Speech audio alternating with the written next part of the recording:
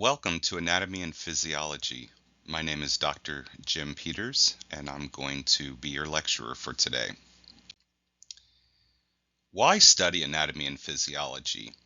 Anatomy and physiology provides the foundational knowledge necessary for healthcare. And since all of you aspire to work in the healthcare field, this is going to be foundational. We can study anatomy and physiology from a number of perspectives. Consider gross anatomy. This is going to be macroscopic anatomy. I can open up the chest cavity and I can see the heart. I can see the lungs.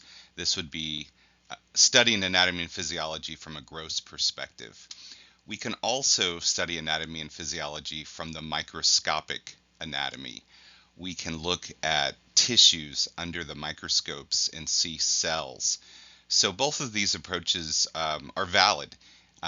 Here in this first image, we have, a photo of a brain, and we can see all of the surface anatomy of this particular structure. And then over here in B, we see the histology of the brain. We can see the individual cells. Here we have neurons, and over here we have glial cells. So it is important to sort of understand all the various ways in which we can approach anatomy and physiology. To get into that in a little more detail, we can look at this pyramid image. And these are all the structural levels of organization of the body. And we start off with the most simplest, and that would be the atomic level. We can look at atoms and how atoms bond together to form molecules. And we can study anatomy and physiology from that perspective. We can then look at the cellular level. We can look at how cells are formed and how cells interact and create environments, internal environments for which life depends on. When cells and cell products come together, they form tissues, and we can study anatomy and physiology from the tissue level. The study of tissues is formally called histology, and we'll study that a little bit later. Tissues form organs, and again, we are sort of breaching into the gross anatomical plane. In fact, this dividing line, everything above this line would be the microscopic anatomy that requires microscopy. Everything below would be more gross anatomy. So the organ level, again, I can look at the heart and I can look at the structure of the heart. I can cut it open and look at the internal structures of the heart. This would all be gross anatomy at the organ level of organization. Organs come together to form organ systems. If you consider the heart, it's part of the cardiovascular system. So the heart is a muscular pump that pumps a fluid, blood, through a series of blood vessels. And that is the organ system level of organization. Lastly, after studying all 11 organ systems, we get to the very last tier, and this is by far the most complex level.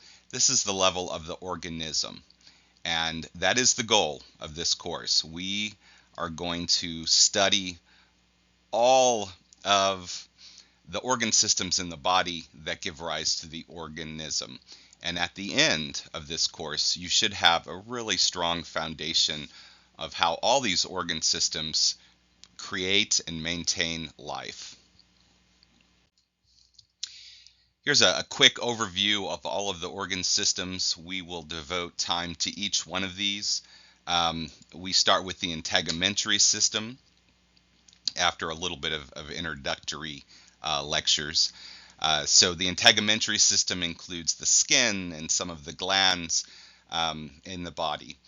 From there, we'll move on to the skeletal system. Of course, the skeleton supports and maintains sort of the weight of the body.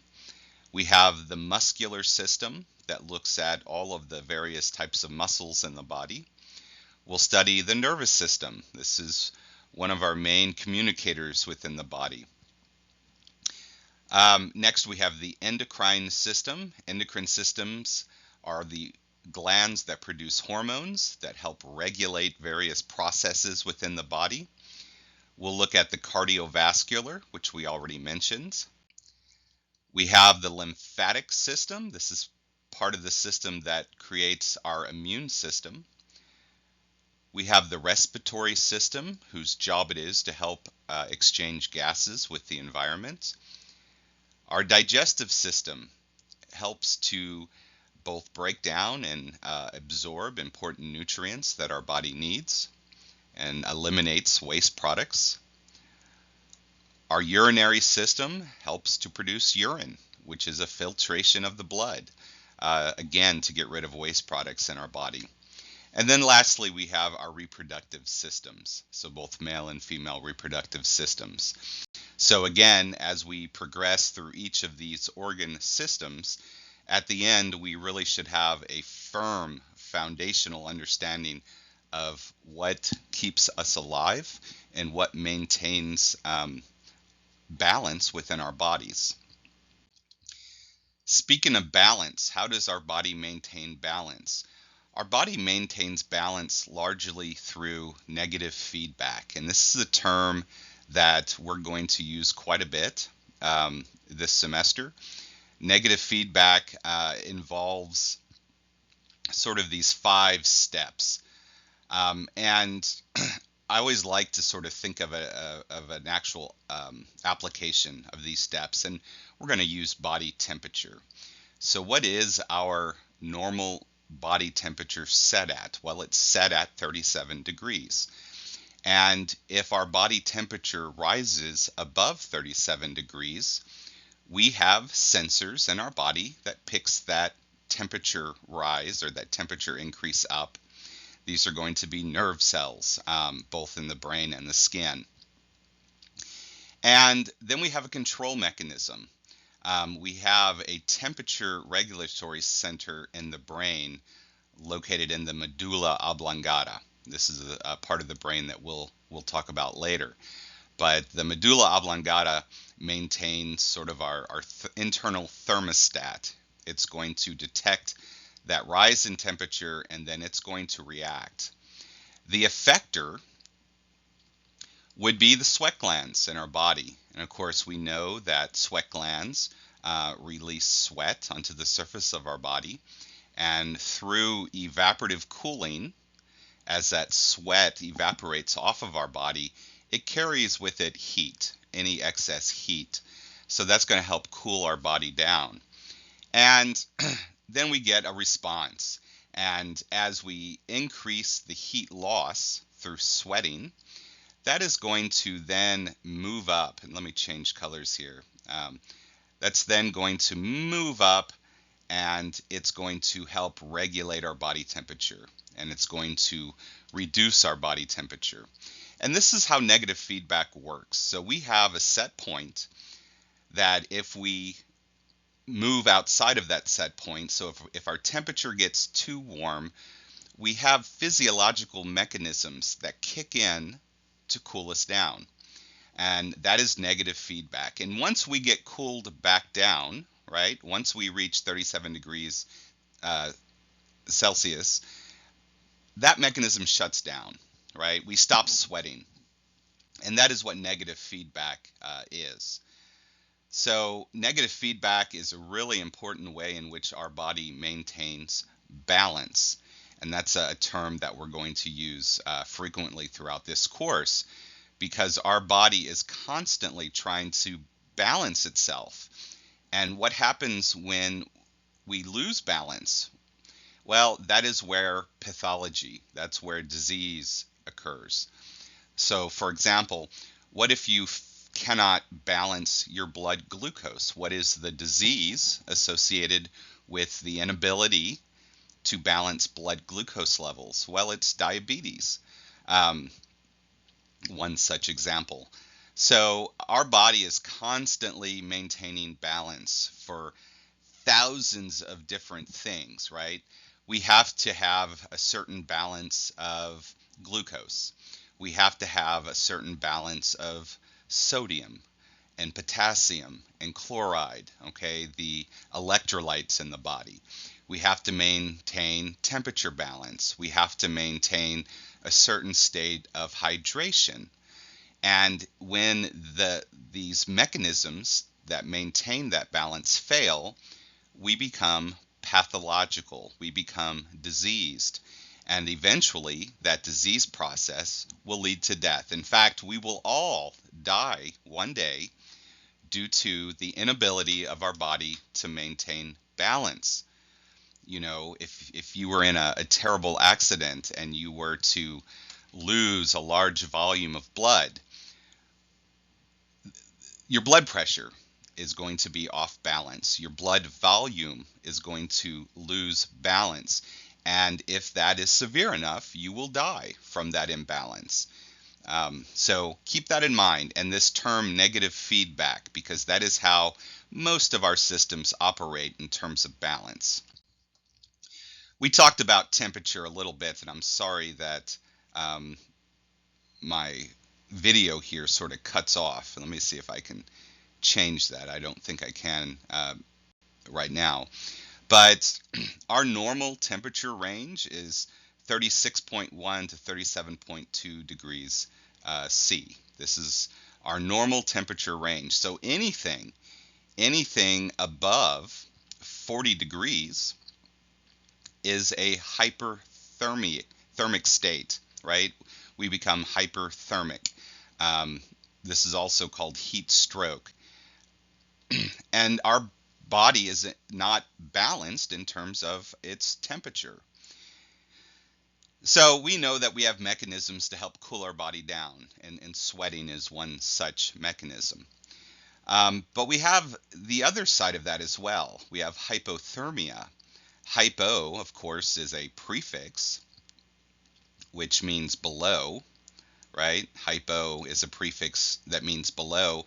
Hyper is a prefix that means above. So hypo and hyperthermia, these are both imbalances. These are both disease states. So a hypothermia is anything less than 35 degrees C. It becomes life-threatening if you drop below 28. So our entire lives, every single second that you are alive, your body has to maintain sort of this balance between 28 degrees, right? And I apologize, I'm not able to draw well with my mouse. From 28 degrees to about 40. So we have to live every minute of our lives but in this very narrow temperature range. And again, thankfully, we have these negative feedback systems that help bring us back into this range if we were to deviate, if we were to become too hot or too cold. And again, it's when those negative feedback mechanisms fail that we become diseased and we become pathological, and it ultimately could lead to death. So again, this is negative feedback, and this is how our body maintains balance for lots of things in our body. In fact, most of what has to be balanced is done so through negative feedback systems. Just to look at a couple of other conditions that have to be balanced, right? Not only do we have to balance our temperature, we have to balance our oxygen levels. We have to balance our barometric pressures. If these become too extreme, we can no longer survive. It's not something that we could live with. So our bodies are constantly working to maintain balance. There is another type of feedback system called positive feedback, and I'm going to briefly mention it here. This is something that we'll look again at the very end of the course when we study reproduction. And positive feedback is another mechanism um, that sort of goes like this. And the example that we're going to use is labor. When a expecting mother goes into labor, we know that we get this stimulus. The brain gets a stimulus from basically the pressure on the cervix. So the cervix, when the baby starts to depress and press upon the cervix, it's going to signal the brain to release a hormone called oxytocin. And oxytocin is going to then be carried to the uterus, where it's going to cause contractions. It's going to lead to uterine contractions, and it's going to help push the baby towards the cervix and ultimately the birth canal. As the head of the baby pushes against the cervix, this is going to trigger again. It's going to send a signal to the brain to release more oxytocin that's going to target the uterus to cause more contractions. And this loop is just going to continue on and on and on. And those contractions are going to get closer together and stronger until some massive event happens. And in this case, it's delivery. This is a positive feedback loop. Positive feedback loops, they build an intensity, right? Those contractions get closer together, they get stronger and stronger and stronger until the baby is pushed out. So this is a positive feedback loop, very, very different than the negative feedback. Positive feedback loops have to be closely monitored because they accelerate so quickly. And again, there's not a lot of common positive feedback loops that we discuss, and most of those are associated with reproduction. So we'll talk about these a little bit later toward the end of the semester. What we're moving into now is a lot of terminology. This course involves a tremendous amount of terminology that we have to come to terms with, that we have to memorize. And what is the best way to memorize? Well, it's through a lot of repetition. So it's important to go over this material again and again and again in order to create those long-term memories that are so important for this course. And the first little task that I'm going to give you involves regions of the body. So here we have a figure, and there's a lot of terminology here that is in bold print, and that's something that I would like you to commit to memory. So for example, the forehead is formally called the frons. So why do we have alternate terminology? Well, this terminology is universal. And if I could write that here, I would, but it is a big word. So it's universally understood.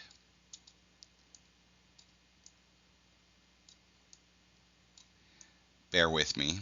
So it's universal.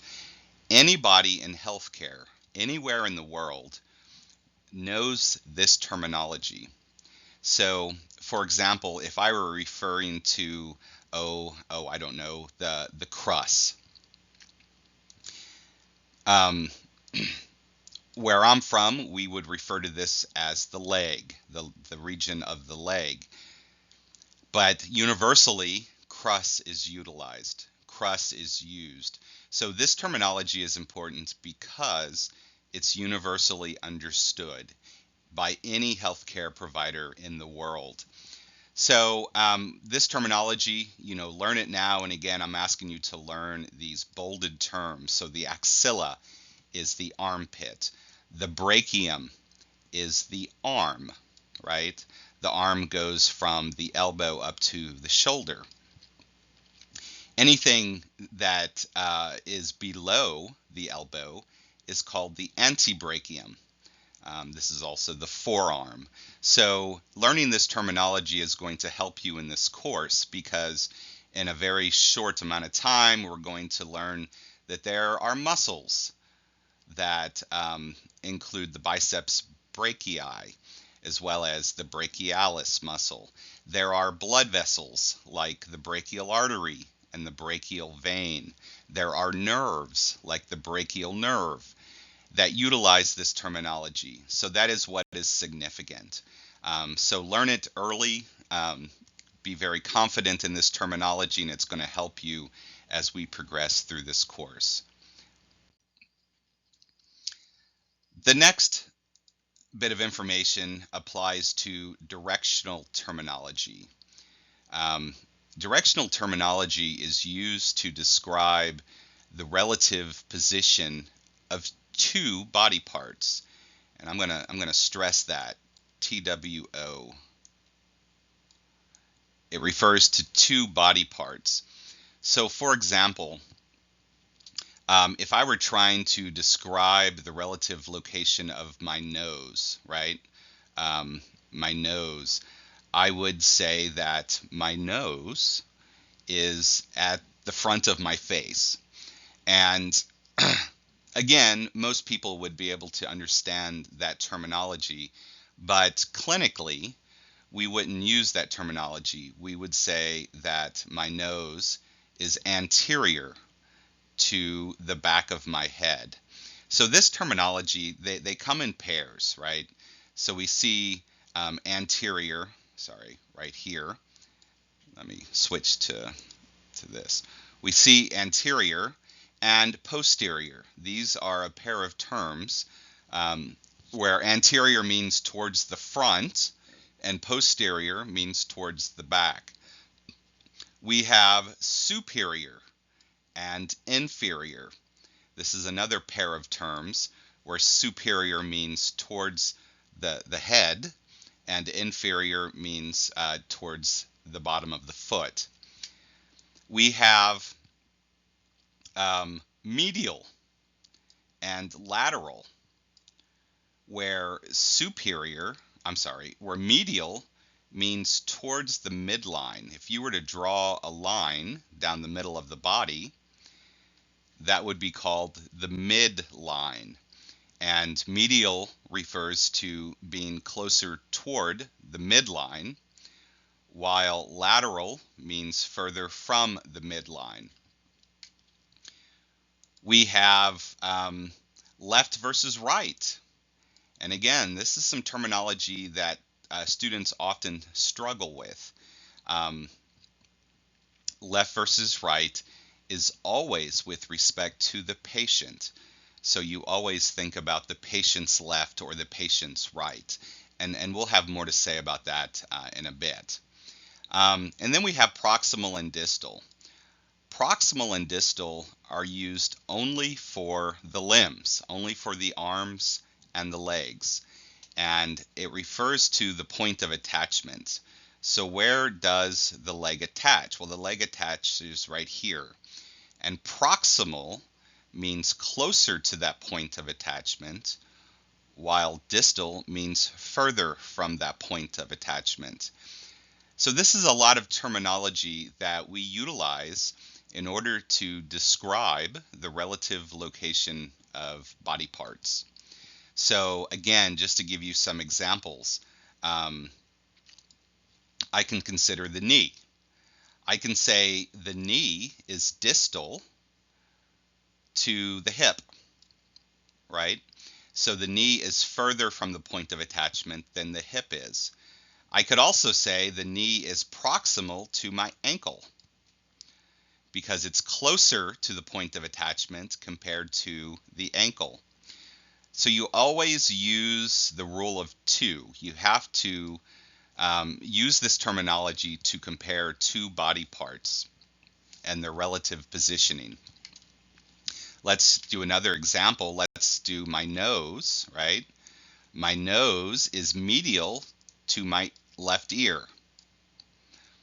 It's closer to the midline compared to my left ear. My ear is lateral to my nose. So those are just a couple examples. You're going to have some opportunity in your lab to practice this terminology, and you're going to get really comfortable with it. And it's used a lot in clinical settings. Let's talk about body planes. So planes are ways in which the body can be cut or divided, and there's three major orientations.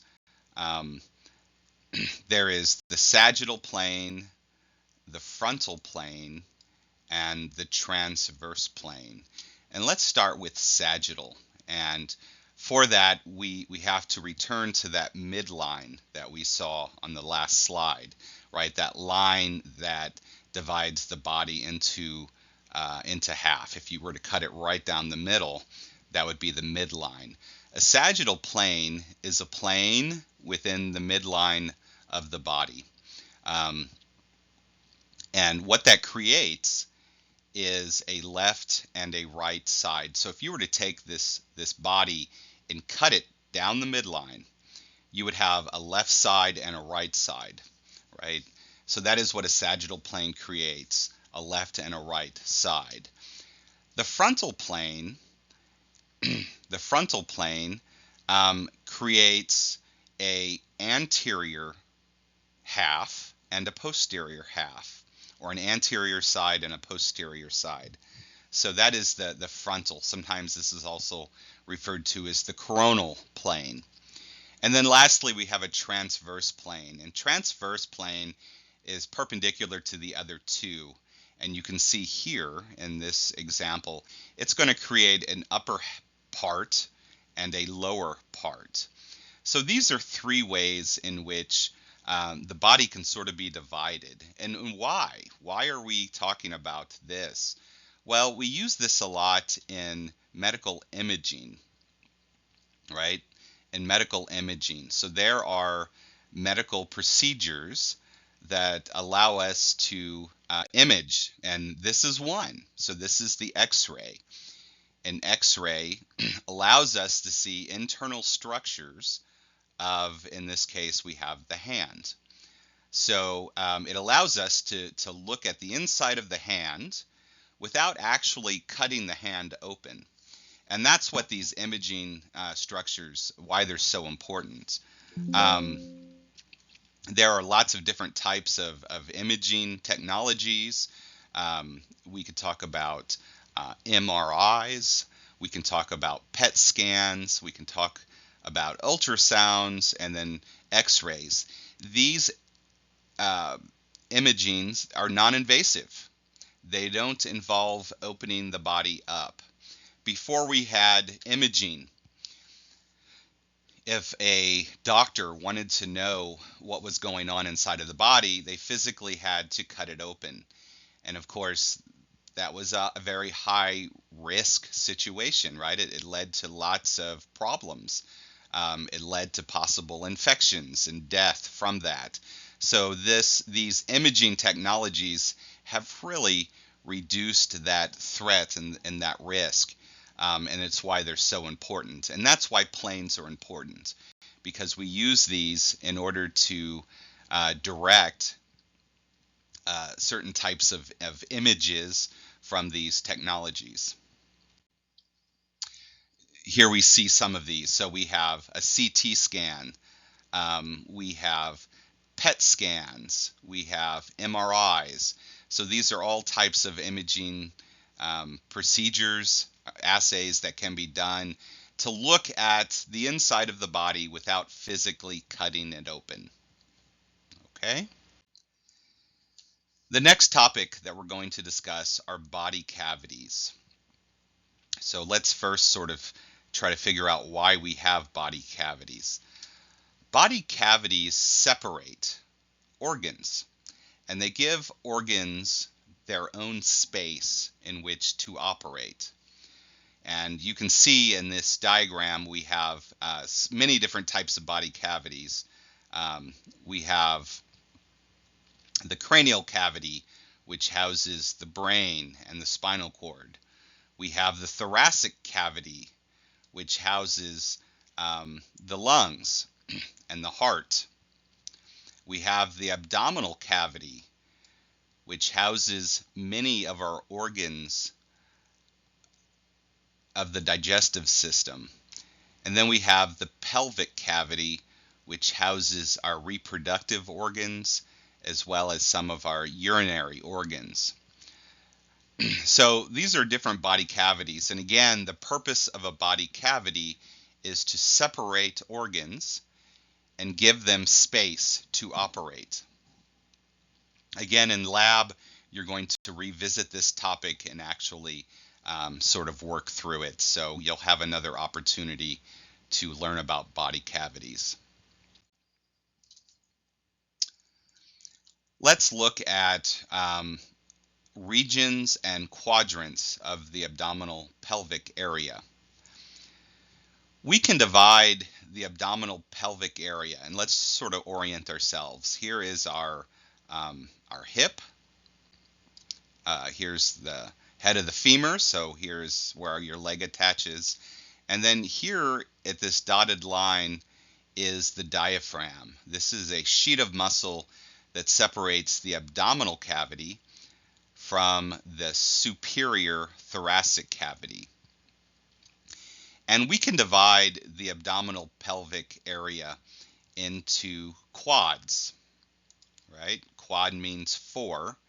And if you were to draw a line right here, 2 lines, that intersect at the umbilicus, right, the belly button, we have 4 quadrants. You have an, let me switch our colors here. We have an upper right